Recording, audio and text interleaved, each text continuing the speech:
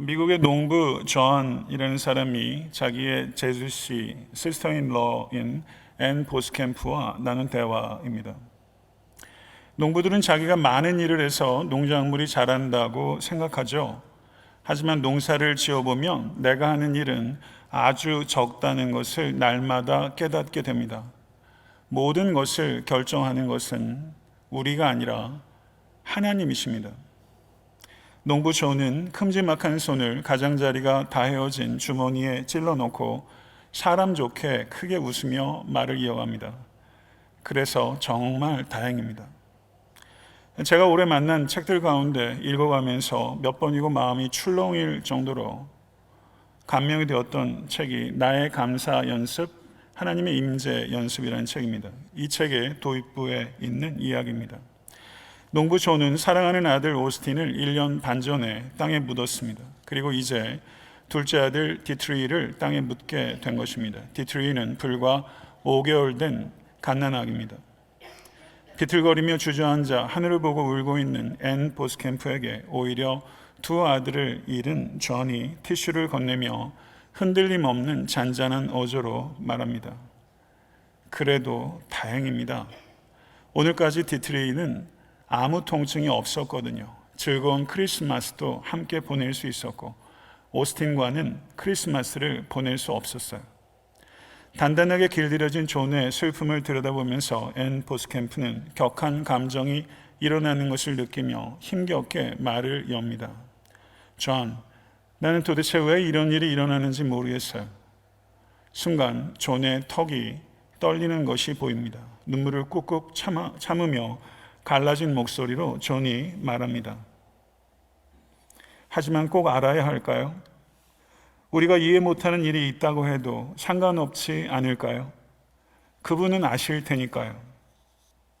혼돈의 세상에서 우리의 영혼이 찍힌 자리, 그 구멍을 통해서 하나님을 볼 수 있는 가느다란 틈이 될지 모릅니다. 이렇게 이 책의 1막이 끝이 납니다. 요즘은 제가 잠을 깊게도 못 자고 길게도 자지 못해서 새벽녘에 깨는 일들이 많이 있습니다. 지난주에도 새벽녘에 깨서 잠을 몇 번이고 청하다가 끝내 포기하고 일어났더니 새벽 3시였습니다. 다시 읽던 책을 읽기 시작하면서 좋아하는 음악을 헤드폰으로 들으며 책의 2장을 읽기 시작했습니다. 어느덧 새벽 예배를 갈 시간이 되었지만 새벽에 음악을 들으면서 책을 읽는 기쁨이 너무 커서 아내에게 혼자 다녀오라고 말하고 담임 목사인 저는 책을 내쳐 읽고 새벽 예배를 가지 않았습니다. 혹 제가 새벽 예배 안 나오면 집에서 안 목사가 책을 읽겠거니 생각하시는 말아주시기 바랍니다. 책을 읽으면서 이번 주 추수감사 주일에 어떤 본문으로 설교를 할까 생각을 했습니다. 그러다가 다니엘서로 다니엘의 감사를 설교하면 좋겠다라는 생각이 들었습니다. 개척한 지 11년 되면서 매년 감사주일에 어떤 본문을 설교할까 이게 저한테 상당한 고심거리입니다. 어지간한 본문을 다 설교했기 때문이죠. 포로로 잡혀간 다니엘이 감사했을까? 그 감사는 어떤 것일까 하는 호기심이 생겼고 내심 참 좋은 아이디어를 하나님께 주셨다라고 기뻤습니다. 그런데 웬걸 책을 읽어가다 보니까 앤 보스캠프도 자신의 책에서 오늘 본 말씀 다니엘서 6장의 감사를 언급했습니다. 이건 또 무슨 우연인가 싶어서 또 기뻤습니다. 오늘 설교는 나의 감사 연습, 하나님의 임재 연습에서 설교의 흐름에 부합하고 여러분과 읽으면서 꼭 나누고 싶었던 감동적인 부분들을 적절하게 인용하면서 다니엘의 감사에 대한 강해를 연결해서 설교하고자 합니다. 오늘 설교 본문은 다니엘서 6장 10절 한 구절을 듣겠습니다만 다니엘서의 다니엘의 기도는 2장에도 기록되어 있습니다. 이 두 개의 다니엘의 기도와 이 책에서 감동받은 부분들을 제가 소화해서 여러분들께 전달할 때 큰 감동이 우리 영혼 가운데 임할 수 있기를 간절히 소원합니다. 다니엘서 2장의 상황은 이러합니다. 바벨론의 느부갓네살 왕이 꿈을 꾸고 큰 번민에 휩싸였습니다. 그런데 왕이 괴팍하게도 그 술사와 바벨론의 현자들에게 자신의 꿈을 알리지 않고 내 꿈이 뭔지도 맞추고 그 꿈의 해몽도 맞추라. 이렇게 하니 사람들이 죽을 노릇입니다. 그래서 왕에게 꿈은 말해 주십시오. 그러면 해몽하겠습니다 했지만 느부갓네살은 요지부동이고 오히려 화가 나서 모든 박수와 술객과 점쟁이들의 몸을 쪼개라 라는 칙령을 내릴 정도로 야만적인 모습을 드러냈습니다. 이에 왕의 근위 대장이 다니엘과 그의 세 친구의 몸을 쪼개려고 찾는 상황이 벌어진 것입니다. 이에 대한 다니엘의 대처가 기록되어 있는 것이 2장 17절에서 18절입니다. 제가 읽겠습니다. 이에 다니엘이 자기 집으로 돌아가서 그 친구 하냐냐와 미사엘과 아사리에게 그 일을 알리고 하늘에 계신 하나님이 이 은밀한 일에 대하여 불쌍히 여기사 다니엘과 친구들이 바벨론의 모든 지혜자들과 함께 죽임을 당하지 않게 하시기를 그들로 하여금 구하게 하니라 라고 말하고 있습니다. 다니엘은 위기가 닥쳤을 때 친구들과 머리를 맞대고 탈출 계획을 세운 것이 아니라 기도를 부탁했습니다. 다니엘은 자신의 묘수를 발휘하거나 청탁할 수 있는 정치적 후견인 뒷배를 이용하려고 하지 않았고 오직 하나님만 바라보았던 것입니다. 하나님을 바라보는 것이 현실 정치 세계에서 다니엘에게 가장 실제적인 그리고 가장 생산적인 선택이었다는 뜻입니다. 하나님께서는 은밀한 것을 환상 중에 다니엘에게 보여주셨고 20절에서 23절은 하늘의 하나님에 대한 다니엘의 찬양과 기도입니다. 20절에서 23절의 말씀을 제가 봉독하겠습니다.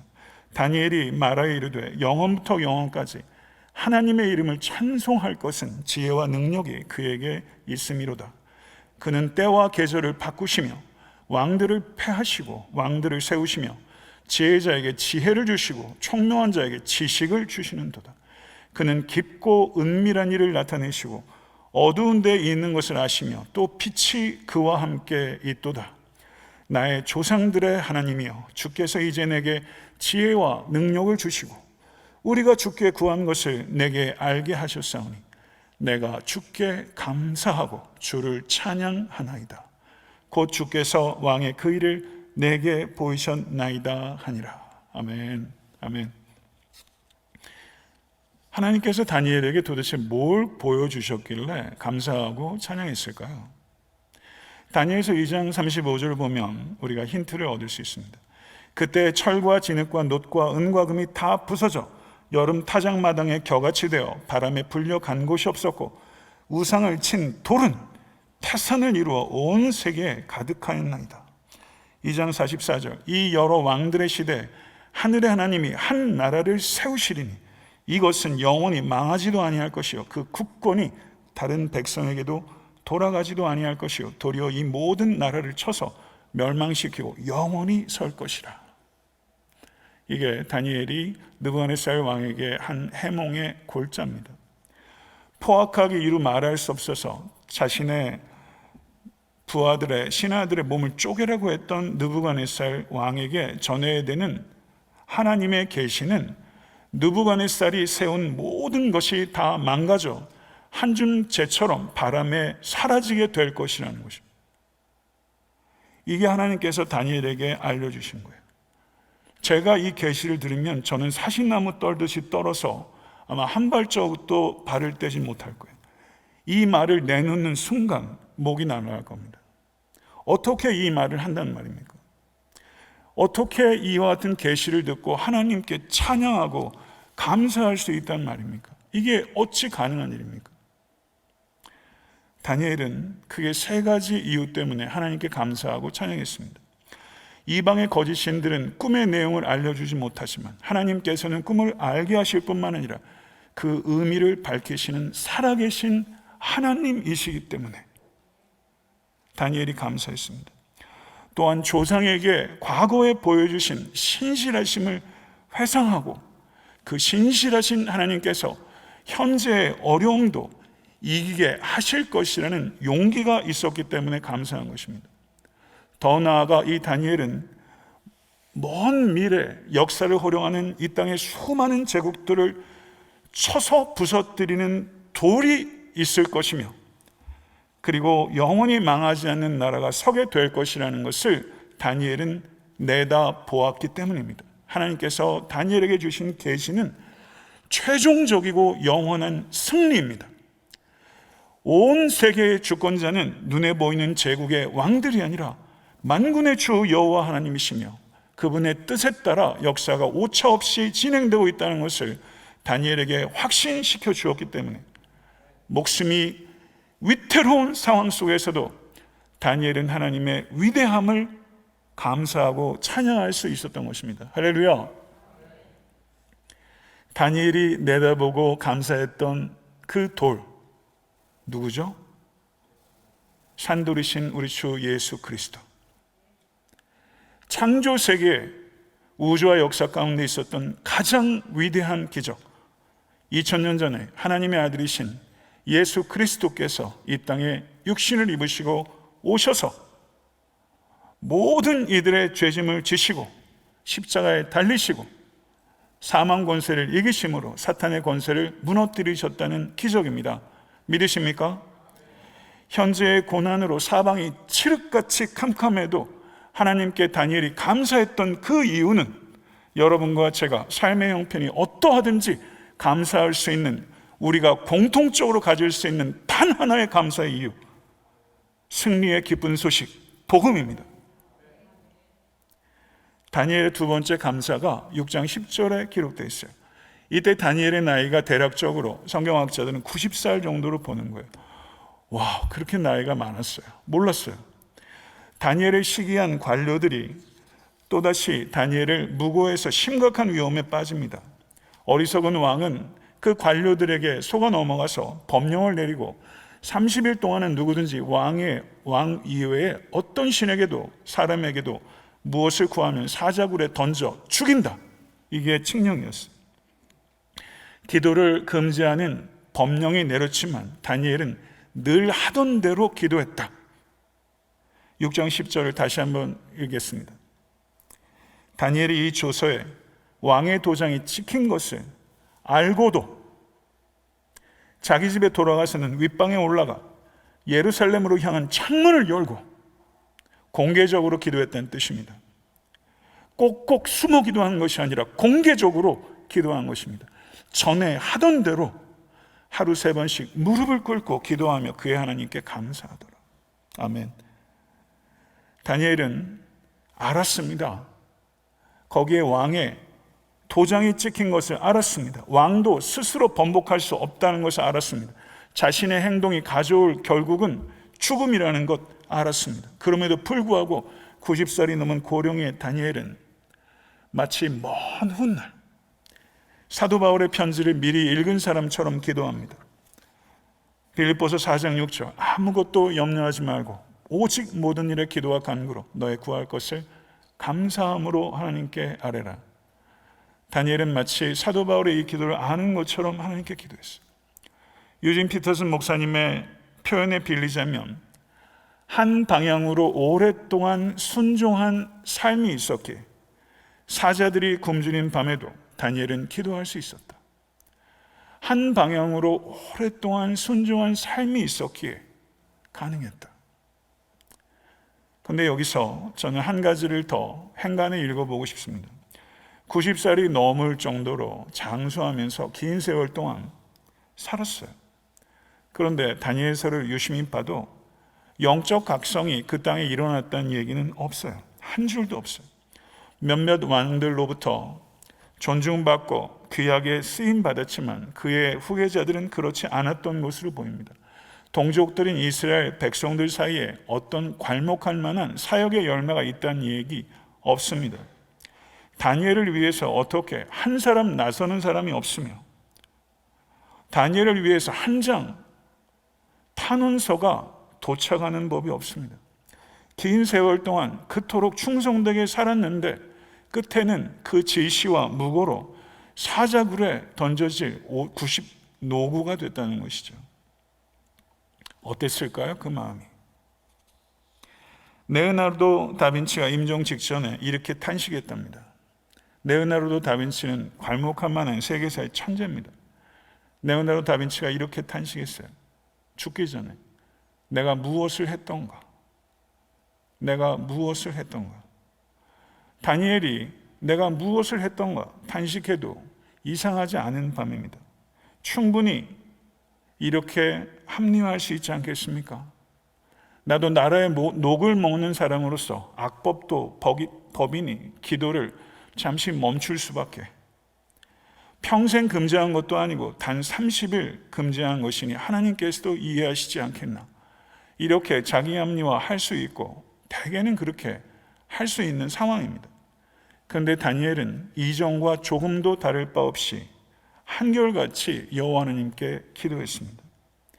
다니엘은 30일 동안 종교적 불편을 감수하는 문제가 아니었어요.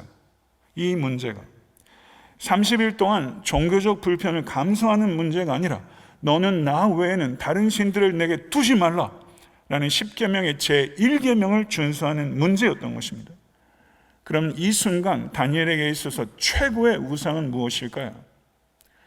자기의 안전이라는 우상입니다. 자기의 안전이라는 우상. 무엇이 가장 중요한가? 여호와 하나님께 드리는 경배인가? 아니면 나의 안전인가? 이것이 다니엘이 직면한 문제였고, 이 문제가 바로 우리가 직면해야 될 문제예요. 하나님께 드리는 경배인가? 나의 안전인가? 무엇이 우선인가? 다니엘이 이와 같은 위대한 선택을 할 수 있었던 데에는 전에 하던 대로라는 표현이 있는 것처럼 습관의 힘이 있었기 때문입니다. 다니엘에게 있었던 습관은 감사의 습관이에요. 쉼없는 기도는 쉼없는 감사에서 비롯되는 것입니다. 굶주린 사자가 크게 쩍 벌린 입을 세차게 담을 수 있었던 힘은 날마다 드렸던 감사의 힘입니다. 감사가 늘 기적 앞에 있습니다. 감사가 기적에 선행합니다. 이것을 기억하는 우리가 될 수 있기를 원합니다. 예수님께서 광야에서 남자들 장정만 5,000명이 있는 좋기 10,000명이 훌쩍 넘는 사람들 앞에 떡 5개와 물고기 2마리를 가져왔을 때 예수께서 감사 기도를 드리셨어요. 감사 기도를 드리신 후에 그 많은 사람들이 좋게 먹고도 12광주리가 남았어요. 아버지여, 내 말을 들으신 것을 감사하나이다. 요한복음 11장 41절에서 감사하신 후에 나사로야 나오너라 라고 했더니 나사로가 무덤에서 걸어 나왔습니다. 사랑하는 성도 여러분, 감사가 기적에 선행하며 감사가 삶의 풍요를 가져오는 것입니다. 믿으십니까? 누가복음 22장 19절을 한번 보시죠. 또 떡을 가져 감사기도 하시고 떼어 그들에게 주시며 이르시되 이것은 너희를 위하여 주는 내 몸이라. 너희가 이를 위하여 나를 기념하라. 라스트 서퍼에 주님께서 떡을 찢으며 감사하셨어요. 금요일날 아침 예수께서 십자가에 달리셨습니다. 감사 기도는 목요일날 저녁입니다. 불과 10여 시간 뒤에 자신이 십자가에 달려 죽으실 것을 아신 예수께서는 정과 같은 못이 손을 관통해서 모든 핏줄과 힘줄을 헤집어 버리고 뼈와 근육을 뚫고 지나가서 마침내 죽게 될 것이라는 것을 아셨음에도 불구하고 예수께서 그 빵을 드시고 감사하셨어요. 죽음의 빵을 들어 올리시고 감사하셨다고요. 가장 위대한 것은 모든 것에 감사하는 것이다. 받아들이실 수 있겠습니까? 가장 위대한 것은 모든 것에 감사하는 것이다. 그러면 모든 것에 어떻게 감사할 수 있습니까? 이거 너무 낭만적이고 너무 이상적인 이야기 아니에요. 모든 것에 감사하는 게 가장 위대한 것이다. 어떻게 그렇게 할 수 있을까요? 훈련을 통해서 되는 것입니다. 훈련은 학습에서 가장 어려운 부분입니다. 훈련이 변화의 핵심입니다. 감사를 훈련해야 삶의 변화가 나타나는 것입니다. 앤 보스캠프는 이런 말을 했어요. 삶을 바꾸고 싶다면 펜을 들어라. 무슨 말일까요? 경솔하게 지나쳤던 것들을 적으라, 이런 뜻이에요. 최초의 인간인 아담이 최초로 했던 일은 이름을 붙이는 일이었어요. 사물과 사건과 사람의 이름을 붙이는 순간 하나님께서 거기에 부여하신 의미와 가치와 역할이 분명해집니다. 이름을 붙이지 않으면 기억할 수 없고 그건 지나쳐 가버려요. 이름을 붙이기 시작하면 안 보이던 게 보이기 시작합니다. 우리가 눈앞에 있는 것에 몰입하지 않고 바쁘다 하면서 서둘러 살다가 한 해가 가요. 서둘러 하면 시간을 벌 줄 알았는데 서두르면서 시간을 내버렸습니다.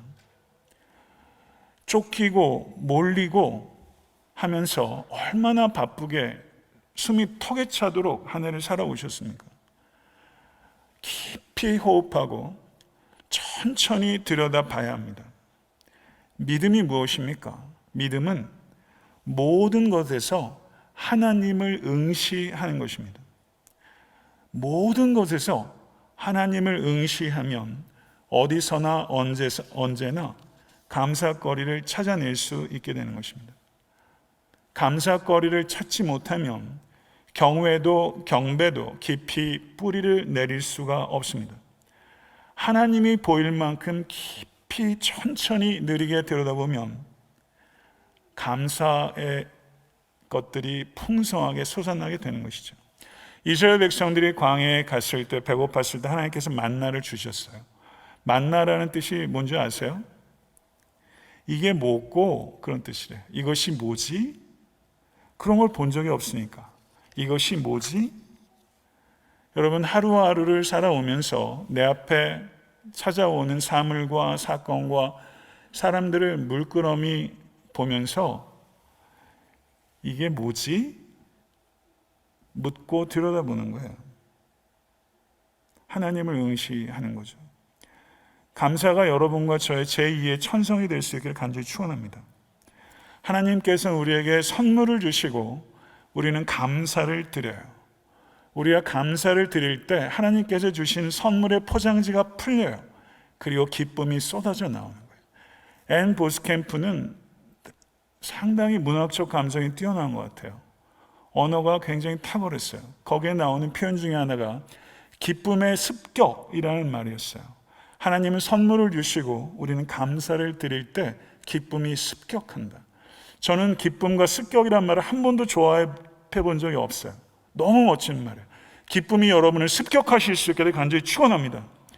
앤 보스캠프가 1000개의 감사 목록을 썼는데 그 책에는 한 100개 정도 이렇게 몇 개를 추렸어요. 그 중에서 저에게 인상 깊었던 걸 말씀을 드릴게요. 한번 상상해 보세요. 치아 없는 아기의 방긋 웃음. 치아 없는 아이의 방긋 웃음. 이른 아침 숨 냄새. 이른 아침 햇살 아래 맨발. 깜깜한 밤에 집에 돌아와 엎드려 있는 개 조심해서 넘어가기. 미친 듯이 머리카락을 헤집는 차가운 바람. 요즘 새벽에 제가 많이 느껴요. 추운 오후 찬물이 다 끓었다고 휘파람을 부는 주전자. 이렇게 이름을 붙이기 시작한 거예요. 그래서 저도 몇 가지 생각해 봤어요. 아침에 내린 커피의 첫 모금. 늦게 집에 돌아올 때 켜있는 현관 불빛.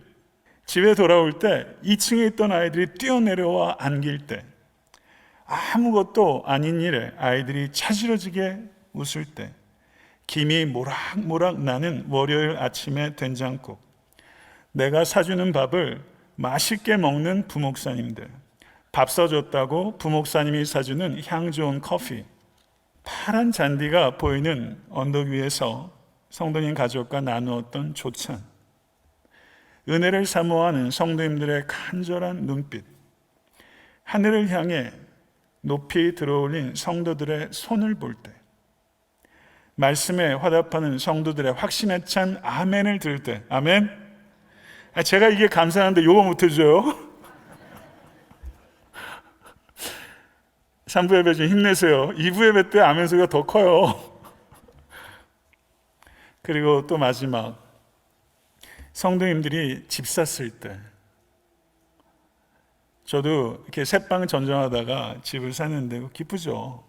근데 성도님들이 수고해서 이민 생활을 하시면 집 샀다고 목사님 예배 드려주세요 해서 집 살 때 진짜 과장 안 보태고 제가 집 산 것만큼 기쁘더라고요. 참 기뻐요. 그때 참 기쁘고 감사했어요. 사랑하는 성도 여러분, 정신없이 살면서 2020년에도 우리가 서두르다가 망친 것, 서두르다가 놓친 게 너무 많아요. 이름을 붙일 만큼 들여다보지 못하고 흘려보낸 일들이 너무 많아요. 이름을 붙이지 않았기 때문에 존재하지 않았던 것으로 지나가 버리는 거죠. 이름 붙여보시지 않으시겠어요? 100개, 1000개, 10,000개, 무한 작은 것들까지 하나하나 이름을 붙여서 그 모든 것들을 살아나게 해보지 않겠어요? 살아계신 하나님의 주신 은총이 그 안에 담겨 있잖아요. 이름이 붙여지기 전까지는 선물인지도 몰라요. 이름을 붙여야 이 하나님의 선물이구나 하는 것을 알게 되는 거예요. 무한 작은 것까지 이름을 붙일 때 무한대로 부어주시는 하나님에 대한 감사를 하게 돼요. 우리는 영원토록 주님과 살게 될 거예요. 무한대로 우리는 감사하게 될 거예요. 사소한 것에 이름 붙이기가 우리의 작은 씨앗이 되어 거대한 기적이 여러분의 삶 가운데 경험될 수 있게 되기를 우리 주 예수 그리스도는 간절히 축원합니다. 사소한 것에 감사하고 감사하는 것이 훈련이 되면 어느 순간에 성큼 다가온 죽음 앞에서도 우리는 감사할 수 있게 될 거예요. 할렐루야. 죽음을 감사함으로 받아들이는 성도를 본다는 것, 교회의 영광이죠. 교회의 영광이죠. 그렇게 요단강을 건너야 되지 않겠어요? 사소한 일에 감사하다가 죽음도 감사하며 그 강 건너게 하소서. 말씀 맺겠습니다. 디트리 5개월 어린 아기를 땅에 묻던 날, 이 농부 아버지 존은 욥기 1장 21절의 말씀으로 노래했어요. 여호와의 이름이 찬송을 받으실지니이다. 어떻게 이렇게 노래하죠? 이걸 읽는데도, 책을 읽는데도 제 마음이 뭉클하더라고요. 믿음의 눈물이 미소 짓는 아빠 존의 뺨을 타고 끝도 없이 줄줄 흘러내렸답니다. 그리스도를 잃지 마십시오. 그리스도를 잃지 않으면 아무것도 잃지 않게 될 줄로 믿습니다. 이것을 기억하십시오. 설교 초두에 시작했던 것처럼 존이 얘기했던 말, 그래서 다행입니다. 그래도 다행입니다. 정말 그렇지 않습니까? 주님 감사합니다. 주님 감사합니다. 주님 감사합니다. 기도하겠습니다.